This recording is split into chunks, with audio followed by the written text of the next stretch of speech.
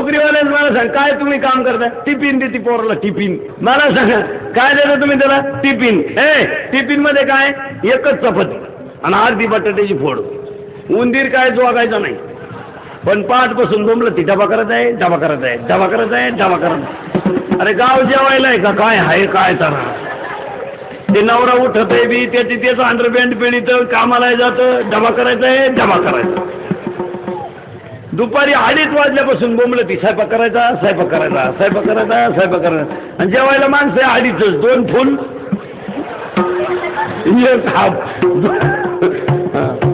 खडे थोबाडा पुढे टीव्ही, खडे तांदळात तांदूळ टीव्ही, स्वयंपाक करायचा, स्वयंपाक करायचा. अरे काय लबाडे. वाक्य नाही का आपलं? वाक्य नाही का? पापाची लक्ष्मी जगू देत नाही आणि सुखाची नीतीची लक्ष्मी धोका देत नाही. चला त्याच्या पुढे पापाचे प्रकार चालले. कायिक पाप, वाचिक पाप, मानसिक पाप संपले ना 3. चला पुढे पाप. गाय कापायला देणं आणि शेतकऱ्या सगळ्या शेतकऱ्याला सांगतो कीर्तनाला आलेल्या शेतकरी ध्यानात ठेवा, थोडी लाज धरा. लाज. मला तळतळायला नको नका. सणासुदीचे दिवस आहे. तुम्ही माझ्या आईबापासारखे, मी तुमच्या मुलासारखा आहे. मी सगळ्या कीर्तनकारांपेक्षा कीर्तनात लोकांना वाईट बोलतो याचं कारण सांगतो तुम्हाला. तुमच्यात आणि माझ्यात एवढंच फरक आहे का मी उभा आहे तुम्ही बसले. आज आपली माणसं आपल्या माणसाने तासली नाही तर माणसं संपली. माणसं संपली. बोलणारा आपला ना ऐकणारा आपला. आपल्या माणसाला आपल्याच माणसाने बोललं पाहिजे आणि आपल्याने आपल्यातच ऐकलं पाहिजे. त्यांना तुमच्यात आणि माझ्यात एवढाच फरक आहे राजा. मी शेतकऱ्याचा आहे, गरीबाचा आहे, तुम्ही शेतकरी आहात. माझ्यात आणि तुमच्यात एवढाच फरक आहे की मी बसले आज आपल्या माणसांचं जीवन पाहत नाही. 10 वर्षाच्या गाईचं दूध पेले ती गाय कापायला देतात. तुम्ही एक विचार करा, हिंदू संस्कृतीमध्ये गो माता आहे. गो कोण आहे? माता. आईच्या दशक्रियेला कावळा शिवला नाही तर गाई देतात. नैवेद्य प्रत्येक क्षणाला कुणाला दाखितात? गायला. लक्ष्मीपूजनाच्या दिवशी तुळशीच्या वट्यापासून लक्ष्मीपूजनापर्यंत कशाचे पाऊल काढतात? गाईचे. प्रत्येक सणाला नैवेद्य कुणाला देतात? गाईला. आणि मग मला सांगा, ज्या गायीने स्वतःच्या वासराला दूध दिलं नाही त्या गायीनं 10 वर्ष मालकाला दूध दिलं, ती गाय तुम्ही कापायला देता? सांगा मला, जिनं 10 वासरं दिली. अरे आतापर्यंत तिच्या बैलावर तू शेती केली, आतापर्यंत तिच्या दुधावर तुझी खानदान सुखी झाली आणि मृत्यू समयाला तू तिला 1 पेंडीभर चारा घालू शकत नाही, 1 बादलीभर पाणी पाजू शकत नाही. 10 वासरं दिलेत तिने तुला 10 आणि तू गाय कापायला देतो? विचार करा शेतकरी. अंधार पडल्यावर गाई तेलपोत घालतात. अंधार पडल्यावर अरे इतके वाईट मराल. बरं मला सांगा, बायको तुम्ही गाई का कापायला देता? दूध देत नाही म्हणून ना. गाई का कापायला देता? दूध देत नाही म्हणून ना. दूध द्यायची बंद झाली म्हणून ना. मग बायकोच का ठेवली ऑपरेशन केल्यावर? टाक ना ठोकून. काम राहिलं का काही? याच्यापेक्षा काय कचकवा तरी फरक पडणार नाही.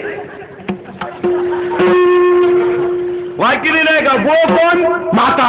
पृथ्वी माता. गाय कापायला देणं पाप आहे. जन्माला त्या आई बापाला तळतळून मारणं पाप आहे. जगामधलं एक वाक्य सांगतो तुम्हाला, अनंत अपराधाचा दोषी, अनंत अपराधाचा दोषी, निर्दोष सोडणारं जगातलं एकमेव कोर्ट म्हणजे आईचं हृदय. आईचं हृदय असं आहे का जगातले सगळे गुन्हे माफ. पोरगा दारू पेला ना, आई म्हणते पेणार नाही. पेला ना, पेणार नाही. पिलेला पाहिलं ना, संगतीने पेणार. फार मुतलेला पाहिलं ना, परत नाही पेणार. अरे दारुड्या पोराने आईला मारू द्या, मारू द्या आईला. आणि विचारा तुझं पोरग तिला मारतंय.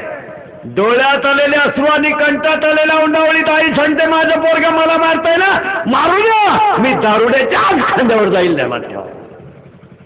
आणि आई बापाचे एवढ्याच मोठे हाल जगात जर कोणी केले असतील तर ह्या नोकरीवाल्यांनी ध्यानात ठेवा. नोकरीवाल्यांनी इतके आईबापाचे हाल कोणी केले नाही ध्यानात ठेवा. काहींनी आईबाप उचकून दिले, सासरे आणून ठेवले. आले असतील सासरे तर कीर्तन संपे पोत राहू द्या. कीर्तन संपल्यावर पुलावरून फेका ध्यानात ठेवा. अरे आई ती आई प्रियशीच्या शब्दावरून प्रियकराने आईचं काळीच काढलं होतं. प्रियशीच्या शब्दावरून प्रियकरानं आईचं काळीज काढलं होतं आणि काळीज प्रियशीकडे घेऊन जात असताना रस्त्यानं काळीज पडलं तर काळीज म्हणत होतं, बाळा तुला लागलं नाही ना. जगातला एकच देव असा आहे का ज्यानं स्वतःचं दूध भक्ताला पाजलं, ती आई आहे. आणि त्याच्या पुढे जाऊन सांगतो तुम्हाला, जगातली सगळी तीर्थ एकाच पायात येऊन राहिलेत, ते पाय आहेत आईबापाचे. ध्यानात ठेवा, ज्यानं आईबापाच्या पायाला हात लावला त्याला सकळही तीर्थे एकाच वेळेस लागली. आईच काशी बापच काशी, आईच काशी बापच काशी, सकळ तीर्थाचे धुरे जे का माता तिसरे. माऊलीची ओवी आहे. आणि म्हणून तुम्हाला सांगून ठेवतो, ज्याच्या पाठीवरून आईचा हात फिरला त्याला जगातली सगळी सुख पायात येऊन थांबली. ज्याच्या पाठीवरून बापाचा हात फिरला त्याला जगात हात लावीन तिथं सोनं झाल्याशिवाय राहणार नाही. बाकी ज्यांनी तळतळाट घेतला, इतके वाईट मराल, इतके वाईट. न बोललेलं बरं. सांगा पुरुष मंडळी, मला तुमच्या घरी जेवढे वर्षभर पाहुणे येत्या त्याच्यात तुमचे जास्त का बायकोजी? खोटं बोलायचं नाही. कोणाची? बायकोची. आपले भूकंपात गेले. यांना विचारणार कोण आहे? मी शेती आहे पप्पा. तू भूकंपात गेले का टोन? ही कोण? मी शेती मम्मी. तुझी का वाहून गेली का? अरे माय बाप केवळ काशी. मग हेच खरं पाप आहे. आणि पापानं काय झालं? निराय का आपण दुःखी झालो. आपण दुःखी झालो. आज सगळी माणसं, माझ्यासमोर बसलेली माणसं दुःखी आहे. शेतकऱ्यासारखं तर दुःखी कोणीच नाही. यंदा बरं झालंय. कापूस 2400 रुपये, सोयाबीन 1700 रुपये. तो नुसता दारूच देतो शेतकरी. शेतकरी खरंच बिचारा शेतकरी. त्याला सुद्धा काय भारी दिले, राजा. हार दिले बिड्या वडी तो राजा. अहो काय करीन त्याला? पूर्वी बिडीच नाही तर ते काय करीन? ठोकली रे शेतकऱ्याच्या, ठोकली. आणि ती बी तासून ठोकली, तासून. पण शेतकऱ्याचं एक वैशिष्ट्य आहे, कोणी ठोका, खुटी फिट. तुम्हाला मराठी समाजाचा नियम सांगतो. हे मला तळतळायला लावू नका. मी वाईट बोलेल पण ते खरं बोलेल. वाईट बोलेल ते फायद्याचंच बोलेल. मी जिवंत आहे तोपर्यंत माझं तुम्ही तोंड पाहू नका. पण 4-5 वर्ष जाऊ द्या. आत्ता शिकत खरी पापाला सुरुवात झाली. आत्ता शिकत खून पडायला लागले. आत्ता शिकत. आत्ता म्हणा एखाद्याला कीर्तन संपलं, तुला क्वार्टर पाहिजे, तू बाबाला घोडा लावीन ना तो. आत्ता शिक आई बापा मारायला लागली. आत्ता शिक बायका जाळून मारल्या. आत्ता शिक गाया टेम्पोत घालायला सुरुवात केली. आणि आत्ता शिक भ्रष्टाचाराच्या पैशाचं प्याव फुटलं. ही कलियुगातील नांदी सुरू झाली. नांदी. ज्या वेळेस कीर्तन प्रवचन नसतील, वारकरी संप्रदाय नसेल, त्या दिवशी तुम्हाला बकराच्या जागेवर माणूस टांगलेला दिसेल. माणूस. आणि तोय बी स्वस्त मिळेल. मतारा 60 रुपये किलो, तरणा 40 रुपये किलो, कवळा 20 रुपये किलो. आणि ती खाणारी सुद्धा जात निर्माण होईल. वाचा पहिलं पान ते शेवटचं पान पेपरचं. ज्ञानेश्वरी आहे का? गाथा आहे का? मग पाशवी बलात्कार पहिल्या पानावर. इंदुरीकरांचे शिल्लोडला कीर्तन झाले एकदम कोपऱ्यात. पंप लुटला हेडिंगला. तांदूळ गुरुजीच्या घरी सापडला पहिल्या पानावर. अंगणवाडीची बाई घुगऱ्यानं फुगली मधल्या पानावर. खालं रे खालं खालं, पार धुतलं रे धुतलं, पार धुतलं रे पार धुतलं. आणि आमच्या नावानं बोंबला त्यात. कीर्तनकार लोक लय पैसे घेते बा. बाकीचे कोण तुमच्या बोकांडी बसायचे राहिले बा. अरे यांनी खाऊन खाऊन पार काही नाही ठुलं रे काही नाही ठुलं. भात सुरू करावा तांदूळ गुरुजीच्या घरी. अंगणवाडीत हरभरे सुरू करावा बाई हरभरे खाती. गायचं प्रकरण करावा पाहुण्याच्या गायला बिल्ला. अरे काय नाटकं झाली. नुसती खायच. संडासचं खाय भांडी खाय. भांड्यातलं काय आपण पोराचा बाप व्हावा नोंदवायचे 100 द्यावा. नाही नोंदवा तर कसं काय झालं आता ते सांगू का? घे आपण जर द्यावा उतऱ्याचे पैसे द्यावा, आपण वीज बोलते लाईट तोरावा आकड्याचे पैसे द्यावा. धुतलं रे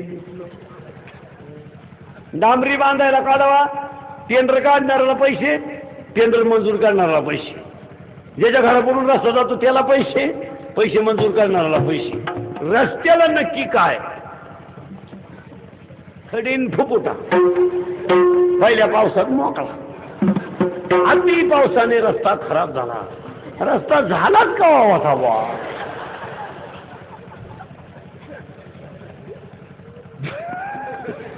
धुतलं रे धुतलं. हो शेण खाय. तुम्ही खात्या तरी नक्की काय काय? अरे काय लोकांनी खाल्लंय? काही खातील नको, पण कार्यक्रम होणार. आणि ही सगळी पाप आहे, ही सगळी पाप आहे. हा येईल. मी थोडा माग गेलो का घोटाळा होतोय. माझ्या ध्यानात आलं सगळं पाप. मावशी खाली बसा. बघा झाली बसा. बरं जा नातू घेऊन आली. चाल इंदुरीकर पाहाला. बरं नातू नाही सांभाळा तर भाकरी नाही. लय वाईट दिवस म्हणते. आजीबाई म्हणते मी गेल्यावर पप्याचं कसं होईल? तू जाय, पप्याचं पाहू काय करायचं. तूच पप्याची बिस्किट खातील, पप्याची चिंता करते. नातू सांभाळणे म्हणजे पीएचडी करणे. नातू सांभाळणे म्हणजे पीएचडी करणे. नातू सांभाळणे म्हणजे पीएचडी करणे. काय आजाला विचारीन? आजाला जर कडेवर घेतलं नातू, आजाच्या नागपुडीत बोट घालतो. आप काय काय नाही मोकळं का म्हणे. आजाच्या मिशेवर हात फिरित काय मिशे आहे मला का म्हण नाही. आजाच्या डेरीवर हात आत काय काही नाही फुगेल का म्हणे. मात्र लघवीला बसलं. काल बसला लघवीला बसला का म्हणून बसला. नातू सांभाळायचं लय अवघड. एक म्हातार सिल्लोडच्या शेतनं कीर्तन महोत्सव ठेवला. हा आता चालू आहे हा. आणि एक म्हातार नाथाला घेऊन यायचं रोज कीर्तनाला. ते कीर्तन रंगात आलं त्यांनी नातू बॉम्बलायचं, रडायचं. कीर्तनकार म्हणायचं जा घेऊन. आणि त्या नाताला लागायची लघवीला. कीर्तनाचा मूड खराब होता. मग त्या नाताला एक दिवस त्यानं सांगितलं अजिबात रडायचं नाही. दुसऱ्या दिवशी तो घेऊन आला नातू आणि त्याला सांगितलं बाय तुला जर लघवी लागली तर फक्त मला खुणवायचं, बोलायचं नाही. फक्त माझ्या कानाजवळ म्हणायचं गाणं म्हणू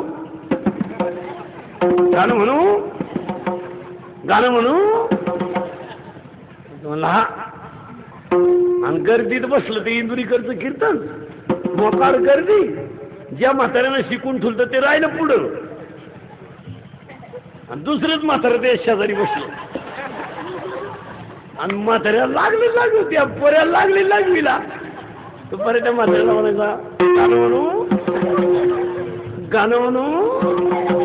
तर म्हणायचं का गाणं म्हणू. म्हणायचं का गाणं म्हणू. म्हणायचं का गाणं म्हणू. तर म्हणायचं म्हण पण कानात म्हण. म्हणलं ना कानात.